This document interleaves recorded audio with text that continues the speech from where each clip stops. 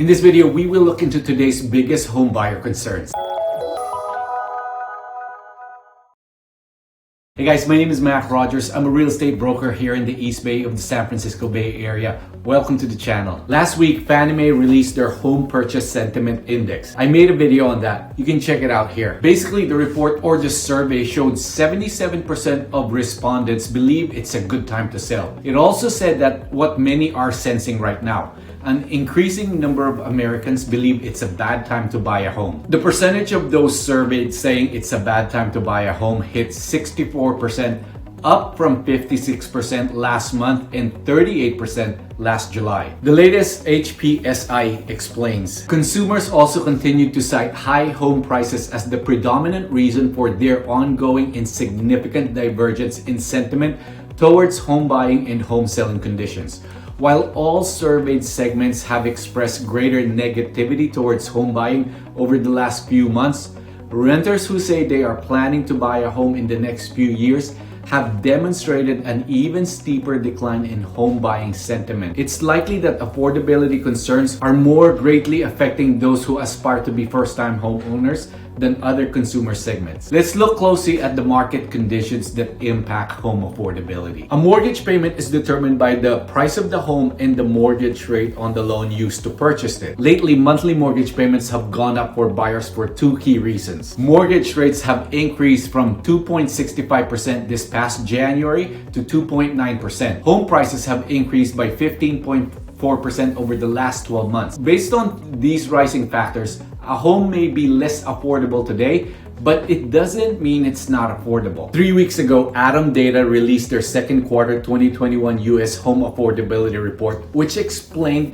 that the major ownership costs on a typical home as a percent of the average national wage had increased from 22.2% in the second quarter of 2020 to 25.2% in the second quarter of this year. They also went on to explain, still, the latest levels is within the 28% standard lenders prefer for how much homeowners should spend on mortgage payments, home insurance, and property taxes. In the same report, Todd Tata, Chief Product Officer with Adam, confirms average workers across the country can still manage the major expense of owning a home based on lender standards. It's true that monthly mortgage payments are greater than they were last year, as the Adam data shows, but they are not unaffordable when compared to the last 30 years. While payments have increased dramatically during that several decade span, if we adjust for inflation, today's mortgage payments are 10.7% lower than they were in 1990. So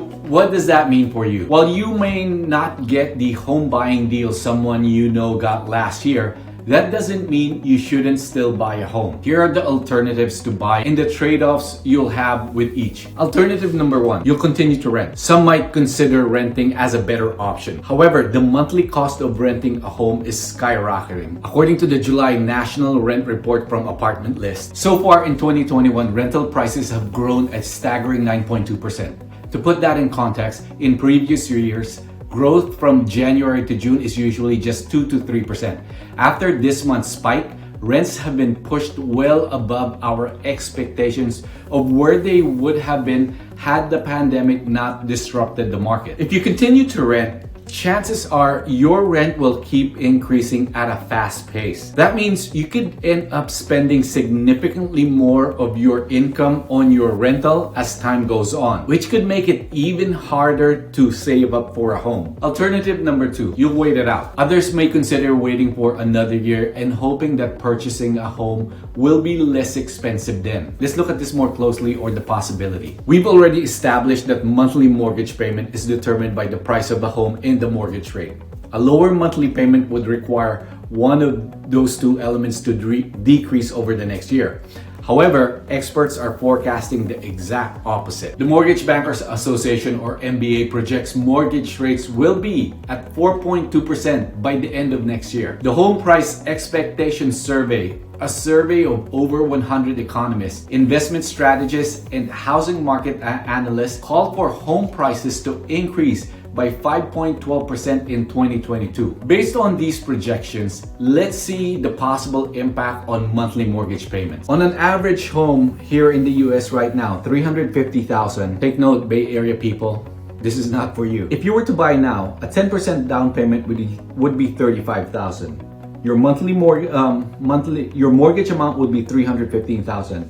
At a mortgage rate of 2.9% currently, that will be $1,311 monthly payment. If you wait next year, that same $350,000 could be $367,000. The 10% down payment goes up $36,792. Your mortgage goes up to $331,128. Your mortgage rate goes to 4.2%. Your monthly mortgage payment, $1,619.